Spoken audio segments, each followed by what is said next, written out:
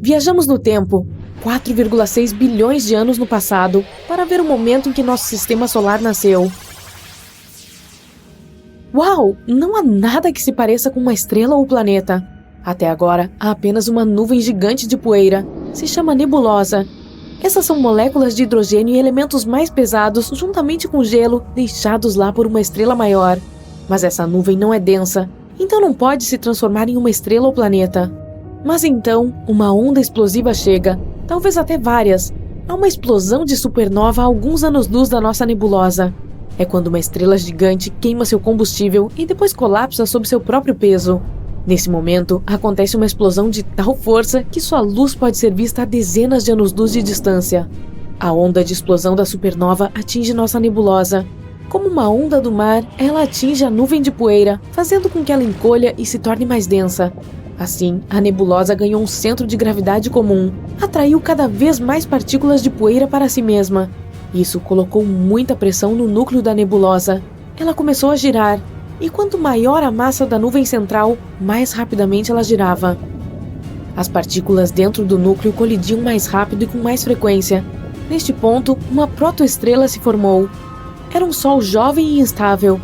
Quando a temperatura no núcleo da nebulosa atingiu milhões de graus, reações nucleares começaram a acontecer. Os núcleos de elementos leves como hidrogênio e hélio atingiram uns aos outros e se fundiram em elementos mais pesados. Faça-se a luz! 4,5 bilhões de anos atrás, a protoestrela evoluiu para um Sol estável, porém com um brilho 30% mais fraco do que o de hoje.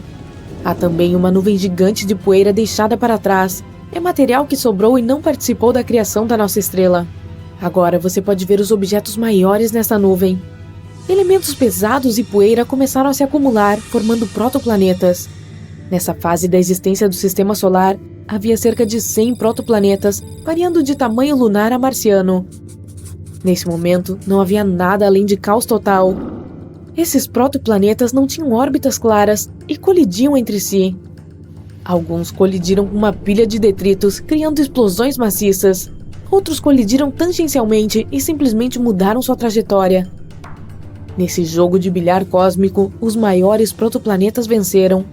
Eles literalmente comeram os detritos menores e ficaram cada vez maiores. O caos não parou até cerca de 100 milhões de anos depois. É possível ver alguns planetas quase formados: Mercúrio, Vênus, Terra e Marte. Nosso planeta natal se parece com um pedaço de lava. O bombardeio constante da superfície por vários asteroides aqueceu muito o planeta. Mas agora começou a esfriar. Tudo correu muito bem até que um vilão desconhecido apareceu no horizonte. Seu nome é Theia. É um planeta hipotético do tamanho de Marte, formado na mesma época que os outros planetas. E agora está espiralando em direção à Terra, pronto para atingi-la. Bum! Como resultado do impacto, uma grande parte do nosso planeta foi jogada para o espaço. A própria Theia foi despedaçada. Seu núcleo se fundiu com o da Terra, enquanto o resto do material permaneceu na órbita terrestre. Gradualmente, os detritos de ambos os planetas começaram a colidir entre si e se fundir em um grande corpo cósmico. Quando a poeira se acomodou, a Terra recebeu seu satélite, a Lua. Outra hipótese para a formação da Lua sugere que Theia era muito maior que a Terra. Ela apenas arranhou levemente nosso planeta e continuou se movendo sem perder seu material. E a Lua foi então formada quase inteiramente a partir de partículas do nosso planeta. Como prova dessa hipótese, temos amostras de solo lunar entregues pelos astronautas da missão Apollo. Acontece que o solo lunar tem uma composição muito semelhante à da crosta terrestre, e só poderia ter chegado lá como resultado de algum evento violento. Gigantes gasosos como Júpiter, Saturno, Urano e Netuno se formaram um pouco mais tarde e mais longe do Sol. Esses planetas são literalmente bolas de gás. Não há superfície sólida. Se você pisar em Júpiter, cairá até atingir seu núcleo. Eles não formaram uma superfície sólida por várias razões. Eles se formaram mais tarde, depois que os outros planetas tomaram conta dos metais e silicatos. Todos eles também se originaram além da linha do gelo. Esse é um ponto hipotético em algum lugar além da órbita de Marte. O Sol não aquece a área atrás dessa linha o suficiente para que a água exista em estado líquido. Portanto, havia uma tremenda quantidade de gelo nas nuvens de gás restantes. 3 milhões de anos após o nascimento do Sol, esses materiais de construção começaram a se acumular e juntar massa, criando o proto-Júpiter. Dentro de alguns milhões de anos, essa bola de gelo atingiu uma massa cerca de 50 vezes maior que a Terra. E quanto mais pesado ficava, mais gás do disco era capaz de acumular. Em um curto período de tempo, Júpiter absorveu quase todo o material do disco de gás perto dele e acumulou cerca de 318 massas terrestres. Júpiter tinha um campo gravitacional muito forte e causou estragos em todos os objetos na área entre Marte e Júpiter. Protoplanetas colidiam lá com muito mais frequência, fazendo com que entrassem em colapso. Como resultado, temos o cinturão de asteroides. Estes são fragmentos incapazes de se remontar em um planeta completo devido à intensa gravidade do gigante gasoso. Saturno, o próximo dos 4 gigantes gasosos, é 3 vezes menor que Júpiter. Acredita-se que seja tão pequeno porque está ainda mais longe do Sol, a cerca de 10 distâncias Terra-Sol, e começou sua formação ainda mais tarde, quando Júpiter já havia consumido quase todo o disco de gás. Mas Saturno tem outra característica distintiva: seus anéis. Eles são tão largos que você poderia encaixar 21 planetas Terra neles, e são tão grossos quanto um prédio de 5 andares. Ainda não sabemos como eles foram formados, mas há 2 hipóteses principais. Até agora, descobrimos 82 luas em Saturno. Pode ter existido mais uma, que foi destruída em uma colisão. Essa lua foi destruída em pequenos fragmentos que começaram a orbitar o gigante gasoso. Esses fragmentos, por sua vez, colidiram entre si e se quebraram novamente. Gradualmente, detritos do tamanho de um arranha-céu se transformaram em pequenos grãos de areia. Sim, os anéis de Saturno são feitos de poeira cósmica e gelo. Então, chegamos a Urano e Netuno. Eles são muito menores, apenas 14 e 17 vezes a massa da Terra. Acredita-se que eles não conseguiram atingir o tamanho e o peso de Júpiter devido ao forte vento solar. Gradualmente, o disco de gás foi destruído e jogado do sistema solar para o espaço interestelar. Portanto, havia muito menos materiais de construção para novos planetas. Quando Urano foi formado, sofreu uma colisão catastrófica com outro protoplaneta, e provavelmente um muito grande. A colisão fez com que Urano caísse de lado. Todos os planetas têm seu eixo de rotação apontando para cima, mas o eixo de Urano está apontando para o Sol. Então, parece mais uma bola rolante, só que está girando de maneira retrógrada. Isso significa que está girando contra o seu próprio movimento. É como um carro dirigindo para frente, enquanto suas rodas giram no sentido anti-horário. Atrás dos gigantes gasosos está o cinturão de Kuiper. Essa é a área além da órbita de Netuno. Foi aqui que asteroides, poeira e gelo foram deixados após a formação do sistema solar. É semelhante ao cinturão de asteroides entre Marte e Júpiter, mas é cerca de 100 vezes mais pesado. Sabendo como nosso sistema solar foi formado, vamos ver como ele pode ser destruído. O Sol tem uma vida útil, assim como qualquer outra estrela. No momento, está na metade do seu ciclo de vida. A cada segundo, o Sol transforma 4 milhões de toneladas de matéria em radiação solar. Gradualmente, ficará sem combustível e começará a queimar elementos mais pesados dentro dele. Isso aumentará a temperatura, a luminosidade e o tamanho da estrela. Em 1,1 bilhão de anos, o Sol será 11% mais brilhante do que é agora. Os mares e oceanos da Terra começarão a evaporar e nosso planeta esquentará cada vez mais. Em 3,5 bilhões de anos, seu brilho será 40% maior do que é agora. As condições na Terra nesse momento serão semelhantes às que temos em Vênus agora. A vida será simplesmente impossível. Em 7,8 bilhões de anos, o Sol começará a queimar hidrogênio em sua camada externa. Isso fará com que ele se expanda e se torne uma gigante vermelha. Será cerca de 256 vezes maior. Nesse ponto, a camada externa da estrela estará exatamente onde a órbita da Terra está agora. Mas perderá sua massa, então há a possibilidade de que o nosso planeta migre um pouco mais para longe dele. Mas isso não importará, porque a vida na Terra já não existirá há vários bilhões de anos devido à alta temperatura, e um vento solar forte simplesmente explodirá nossa atmosfera. Em seguida, as pulsações térmicas dentro da estrela arrancarão a camada externa do Sol. Essa camada se transformará em uma nebulosa planetária, quase exatamente como a que vimos no início. E tudo o que restará do Sol será uma anã branca do tamanho da Terra, que desaparecerá em alguns bilhões de anos. Ok, digamos que este microscópico grão de areia de apenas 2 milímetros de diâmetro seja o nosso planeta, a Terra. Pode acreditar, nem somos tão grandes assim na escala cósmica, então estou sendo bastante generosa. Vamos ver. Enfim, a Lua ficaria aqui com um pouco mais de 5 centímetros de distância e teremos que encontrar um grão de areia que é 3 vezes menor do que o primeiro. É difícil dizer se este é o certo, então vamos imaginar de novo que seja. E qual é o vizinho mais próximo da Terra além da Lua? Isso mesmo, Vênus. Ele é considerado nosso planeta irmão, pois tem praticamente o mesmo tamanho e massa da Terra, então esse grão de areia será usado de novo. Quanto à distância, teremos que caminhar um pouquinho mais agora. E chegamos a mais de 6 metros de distância daquele grão que corresponde à Terra. E esta é a menor distância do universo. Vai por mim. Em seguida, vem Mercúrio, que tem menos da metade do tamanho da Terra. Então vamos pegar um grão de sal desta vez, para variar. A que distância você acha que ele fica do seu vizinho Vênus? Passou longe. Ele fica aqui, ó, a quase 8 metros de distância. Sabe aqueles ônibus de 2 andares de Londres? Então, a distância é igual ao comprimento desse veículo. Ok, Mercúrio é o planeta mais próximo do Sol. Então, naturalmente, aqui está a grande e majestosa estrela do tamanho desta pedra, que tem mais ou menos 20 centímetros de diâmetro, então serve. Onde vamos colocá-la? Bem, é melhor pegar mais um veículo de 2 andares e mais um pouquinho, pois a distância entre o Sol e Mercúrio é de 9 metros, mais longe que Vênus. E uma caminhada daqui até a Terra é uma viagem. A distância equivale àquela entre 2 bases de beisebol. Legal, né? Mas estamos só começando. Saindo do Sol, em seguida vem Marte, que é 2 vezes maior que a Terra. Digamos que ele seja um grão de pimenta rosa dessa vez. A distância até ele, porém, é ainda maior do que a de Mercúrio até o Sol, mais de 10 metros. Então, vamos colocá-lo aqui. E agora, prepare-se para algo surpreendente.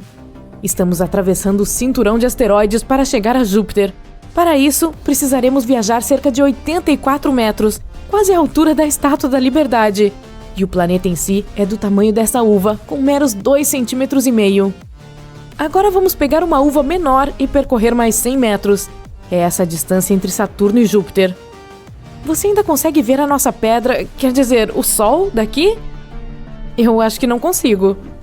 Agora, se você pegar a ponte Golden Gate dos Estados Unidos e considerar os pontos mais alto e mais baixo dela, esta seria a distância entre Saturno e Urano, o 7º planeta do Sistema Solar. Viu só como a distância aumenta cada vez mais? E ainda está longe de acabar. Conheça Netuno, o irmão de Urano. Embora eles sejam vizinhos, andaremos mais 250 metros para chegar até ele. Coloque 5 piscinas olímpicas lado a lado e você terá a escala certa. O antigo planeta 9, Plutão, é nosso próximo destino. Se partirmos diretamente do Sol, ele ficará a mais 4 piscinas olímpicas de distância e será do tamanho de uma lasquinha de pimenta do reino. Plutão é 6 vezes menor do que a Terra. E agora vem o que mal conseguimos imaginar. Vamos primeiro voltar para o Sol e começar nossa jornada a partir de lá.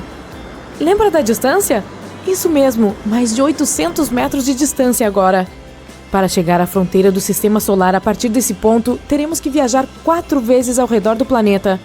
Sim, ainda estamos na escala onde o Sol corresponde a uma pedra de 20 centímetros. E quando terminarmos, estaremos em um cinturão gigante de pedaços de gelo flutuantes, a nuvem de Oort. O comprimento desse cinturão vai bem além dos limites do nosso planeta, mas vamos tentar. É só pegar 3 pedras do mesmo tamanho do nosso Sol aqui e colocá-las lado a lado. Agora, imagine que cada uma dessas pedras seja do tamanho real do Sol. Esse é o tamanho da nuvem de Oort para você, que forma um círculo ao redor do Sistema Solar inteiro. Se a colocarmos na escala inicial, nem vai dar para ver o Sol. Ele será do tamanho de um átomo. Então, vamos sair daqui e começar tudo de novo. Que tal? Ok, agora este anel de pedras contém dentro de si um volume imensurável de espaço. Seu raio é de aproximadamente 1 ano-luz, ou 1 centímetro na nossa escala.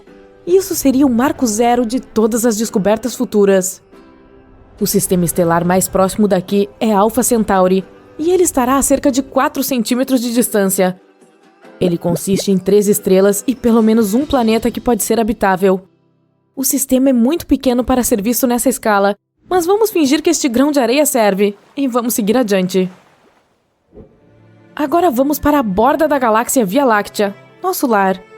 A galáxia em si tem cerca de 100 mil anos-luz de diâmetro, mas não estamos muito longe do seu centro, então nossa jornada durará apenas 50 mil anos-luz.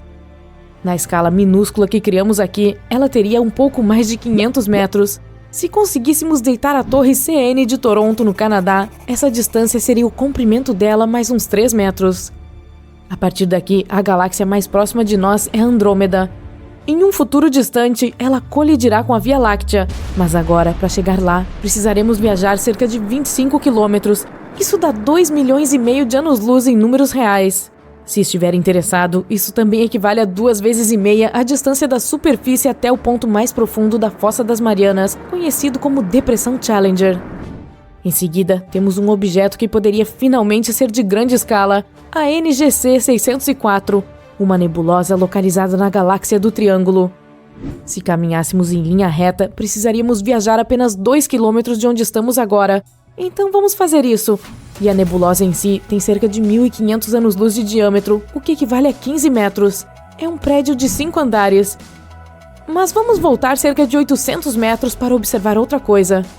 Este objeto é quase do tamanho exato de um Boeing 747 e, surpreendentemente, é uma galáxia. Uma galáxia anã, para ser mais precisa.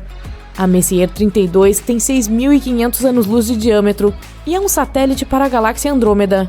Elas se movem juntas e a Messier é puxada pela gravidade de sua irmã mais velha. Agora vou levar você para o melhor passeio da sua vida. Prepare-se, vamos percorrer distâncias e nos deparar com tamanhos que pareceriam impossíveis se fossem verdade. Primeiro, vamos voltar ao círculo de pedras que é o nosso sistema solar. Partindo para cima e para fora do nosso sistema solar, podemos ver a Via Láctea, com seu 1 km de largura. E se subirmos mais, veremos o vazio ao redor da galáxia que já exploramos hoje, 25 km de nada. Depois, veremos as galáxias e as galáxias anãs que ficam ao redor da nossa. Primeiro a Andrômeda, e então as outras, até chegarmos a um ponto alto o suficiente para ver o grupo local todo. Ele é o conjunto galáctico no qual a Via Láctea corresponde a não mais que 1% dele. O diâmetro total seria de quase 100 quilômetros. Mas continuamos subindo. E agora estamos olhando para o brilhante superaglomerado Laniakea, que abriga o grupo local. A partir daqui, nossa galáxia nem é mais visível.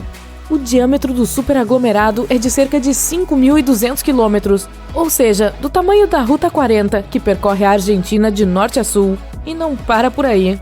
Vamos subindo cada vez mais, até vermos Boss Great Wall, um superaglomerado que fica a uma distância inimaginável de nós e que, em nossa minúscula escala, teria um diâmetro de 10.000 quilômetros. Isso é maior que a Grande Muralha da China, com todas as suas ramificações. Agora entendi por que se chama Boss. E finalmente, estamos lá em cima, no espaço sideral agora. Embora o modelo da nossa galáxia inteira tenha ficado tão longe lá embaixo que já não é mais possível vê-la sem um telescópio. E agora estamos olhando para a maior coisa observável do universo, Grande Muralha Hércules Corona Borealis. Na nossa escala, ela ficaria a 100.000 quilômetros de distância da Terra, ou a 1/4 da distância até a Lua. E seu diâmetro é o mesmo, então equivale a mais 1/4 do caminho. Há trilhões e trilhões de galáxias, nebulosas, estrelas e infinitas possibilidades por lá. E mesmo assim, o universo está sempre expandindo. Então, isso tudo é só o começo. TRES-2b é um planeta onde a noite nunca acaba. E não é como uma noite normal com lindas estrelas brilhando no céu. Aqui é escuro e escaldante.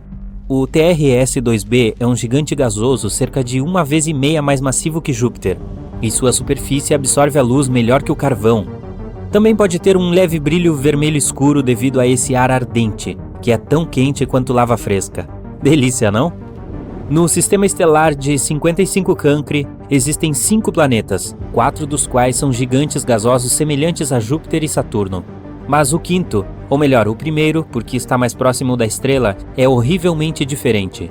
55 Cancri E está tão perto do seu Sol que metade da superfície do planeta é literalmente um oceano de lava derretida. A outra metade é uma escuridão eterna, porque nunca vê o Sol. O planeta está sempre com um lado voltado para sua estrela. E entre a parte escaldante e a escura, há uma zona do crepúsculo, uma fina faixa de nada sombrio. HD 189733b. Não vou dizer isso de novo. É o único exoplaneta na órbita de sua estrela, e à primeira vista parece bastante bonito. redemoinhos azuis e brancos formando padrões maravilhosos. Mas essas cores agradáveis, na verdade, vêm de partículas de silicato duro na atmosfera do planeta, o que significa que chove vidro aqui. E o pior é que os ventos atingem a velocidade de 8.700 km por hora, ou quase Mach 7. Para comparação, a rajada de vento mais rápida na Terra foi de 408 km por hora, mais de 20 vezes menor. Assim, o vidro que cai do céu viaja horizontalmente em velocidades hipersônicas, rasgando tudo em seu caminho. O próximo sistema, PSR B1257+12, tem 13 exoplanetas, todos sendo lentamente destruídos por sua própria estrela. Isso acontece porque não é uma estrela normal, é um pulsar, um núcleo de uma estrela explodida girando rapidamente. Ele cria poderosos pulsos eletromagnéticos em várias direções, enquanto gira vários milhares de vezes por segundo. Como resultado, os planetas que orbitam essa estrela falecida estão sendo lentamente devorados e acabarão por desaparecer completamente. Kepler-70 é uma estrela anã azul quente que explodiu em uma gigante vermelha há cerca de 18 milhões de anos. Na época, era orbitada por pelo menos 2 planetas. O mais próximo deles era um gigante gasoso, semelhante a Júpiter. Seu nome era Kepler-70b e ainda existe, mas a estrela crescida o consumiu e o transformou em um mundo rochoso e quente. No momento, é um dos planetas mais quentes já descobertos. Sua temperatura é mais alta que a da superfície do nosso Sol. Ele teve sorte em sobreviver mesmo passando tempo dentro da estrela, mas está evaporando agora e provavelmente desaparecerá em um futuro próximo. WASP-12b é um dos planetas mais estranhos e tristes que existem. A enorme gravidade de sua estrela combinada com o planeta, que consiste principalmente em gás, resulta na estrela devorando lentamente seu protegido. O WASP-12b já assumiu a forma de um ovo esticado em direção ao seu impiedoso Sol e é incapaz de modificar essa condição. Em mais de 10 milhões de anos, o planeta inevitavelmente sucumbirá ao apetite da estrela voraz. Se você já se perguntou como é andar sobre o gelo e brasas ao mesmo tempo, Gliese 436b é um planeta que lhe daria um exemplo prático. Estando extremamente perto de seu Sol, o exoplaneta do tamanho de Netuno possui temperaturas mais quentes do que um forno em chamas, e, no entanto, segue coberto de gelo, que queima incessantemente.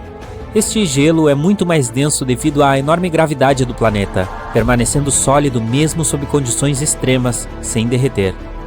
Nenhuma lista de mundos assustadores poderia existir sem que Vênus fosse mencionado, o gêmeo da Terra. O segundo planeta a partir do Sol tem uma atmosfera tão espessa e cheia de nuvens que sua superfície é muito mais quente que a de Mercúrio. As erupções vulcânicas atormentam Vênus constantemente. Sua gravidade é quase 100 vezes mais forte que a nossa. E essas nuvens que mencionei não são feitas de água, mas de ácido sulfúrico, que se condensa e volta na forma de chuva, aumentando o inferno. Mas mesmo que você fosse corajoso ou maluco o suficiente para tentar passar por essas nuvens, provavelmente não conseguiria. Os ventos lá em cima são tão fortes quanto alguns dos furacões mais poderosos da Terra. Aqui temos um nome muito longo para um planeta muito frio. Embora a estrela hospedeira não fique muito longe, é uma anã vermelha pequena e bastante fria, cuja luz e calor mal chegam ao planeta. As temperaturas lá fora chegam a menos 223 graus Celsius, o que é apenas ligeiramente mais quente que o zero absoluto. O exoplaneta é, portanto, escuro, sombrio e coberto de gelo eterno que nunca derrete. Ainda assim, se tiver um núcleo rochoso, pode gerar algum calor, então há uma chance de que bem abaixo da superfície congelada, algumas coisas alienígenas desconhecidas possam estar espreitando. Dimidium, localizado a cerca de 50 anos-luz de distância do nosso sistema solar, é um planeta hostil para qualquer ser vivo em muitos aspectos. Está acoplado por maré ao seu Sol, o que significa que um de seus lados está sempre voltado para a estrela, enquanto o outro está sempre virado para longe. O lado quente tem temperatura de 980 graus Celsius, com ventos sempre soprando e que atingem 1000 km por hora. Apesar de o Dimidium ser um gigante gasoso, ele contém uma grande quantidade de ferro, que derrete e evapora na atmosfera, criando nuvens, e quando esfriam, caem na superfície na forma de uma chuva infernal de ferro fundido. O oxigênio é geralmente visto como um elemento que pode trazer vida a um planeta, mas esse definitivamente não é o caso de Osíris. Os cientistas ficaram chocados ao encontrar oxigênio neste planeta, ou melhor, ao redor dele.